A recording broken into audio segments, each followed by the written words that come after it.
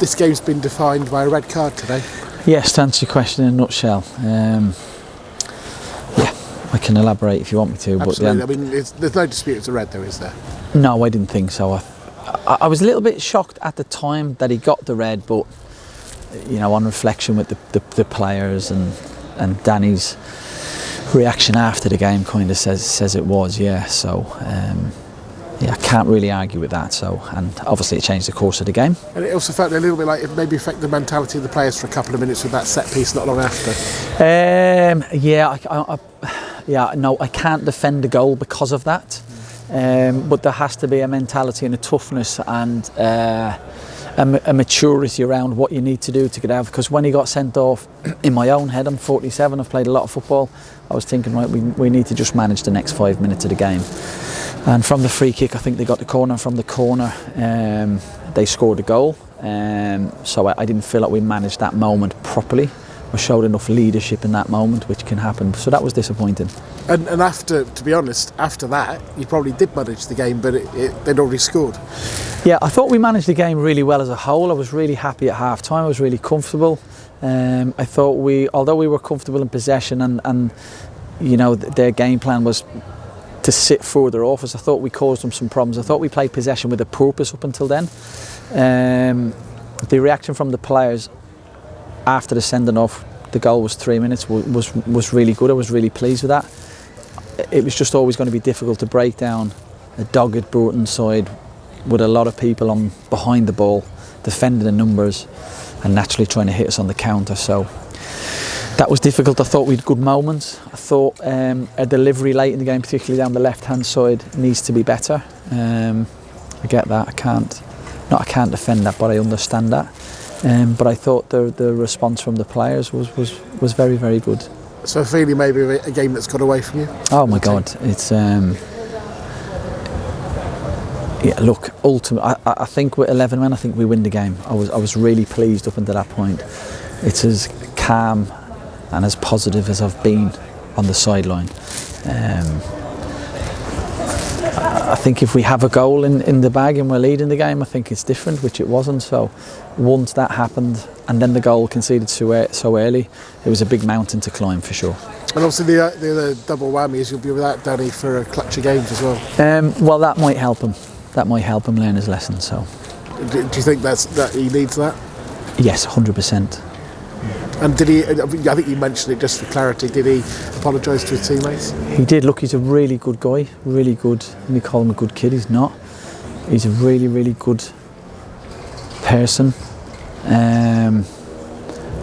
What's disappointing for me is I've had multiple conversations with Danny this week, going through multiple things. So to get the red card so quickly after my conversations, because I've had hard conversations with him, is mind-boggling for me to understand. But we're here to educate him and help him, and not destroy his talent. So Danny's future is simple to me. I don't know where he'll be in 5 years. He could be in the Championship, he could be back in Ireland. So if he changes his mentality and his structure to his game, he's got incredible talent. He can go wherever he wants to go. But if he doesn't change that, he'll just be another statistic. So what you're saying is at a crossroads? I think so. I think he's at a massive crossroads. He's got an incredible talent. He's a really good professional. He's a really, really good person. I'm just trying to educate him that the higher you go up, the more structure is, the more detailed it is. When you look at the top managers and the top teams, they just play with an incredible discipline, which Danny doesn't have in his game.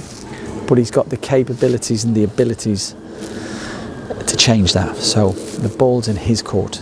I sense an emotion in your voice. You talked a lot about in the past about your players almost being like your children, like your sons, and there's an emotion that you want him to learn his lessons and do better. Yeah, because I really care about the players and I really care about Danny. I want him to experience the things that a lot of coaches that come and stand in front of you, I would say a large portion of them are ex-players. It doesn't make them better than the ones that didn't, but if they're young coaches who've are managing at a high level, it would indicate that they've been coaching at a very good level to get where they have. So I want Danny to experience the things that those coaches experience, that players, and the highs that they've experienced as head coaches.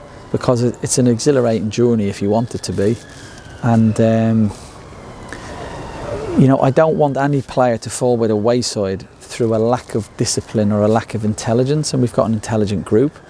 You know, if you don't make it in football, I would pray and hope it's because you're not good enough, not through something that you go, well, that's pretty easy to fix.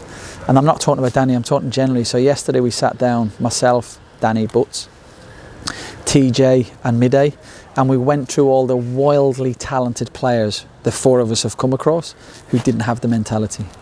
And if I Was that with the group of players? No, we were just sat down having lunch post training yesterday. Myself, Midday, Danny Butts, and TJ, because TJ's come from Tottenham. Midday's background, myself and Danny. I've seen some incredible young talents who they're just statistics today. They for whatever reason, there's multiple. Most of it boils down to mentality and attitude. Because we're talking about people who are really, really talented, not the ones that perhaps weren't quite at the level of others.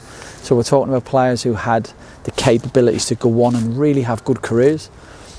But this is what sometimes lets them down. I'm talking generically, I'm not talking about Danny Mandura. I've been in football since 1992, I've just seen it too many times. And unfortunately, when the penny drops, it's normally too late. Ethan comes off, Ethan Arahan. Was that because of the game situation, or did he have a knock? No, he's absolutely fine. I thought he was outstanding today. Ethan's a fantastic defensive midfielder, and we're 1-0 down. So Ethan Hamilton will want to get in the box, Ali will want to get in the box. So it was just, I thought we played through him very well, but we need to get people in the box, we need to get numbers in the box, we need to get bodies in the box, we need to get balls in the box. And Ethan is unbelievable at helping you build up to that point. But I knew in the last 5 minutes, or certainly when the board went up, we were actually just going to throw Paudie up front and be as direct as we could be.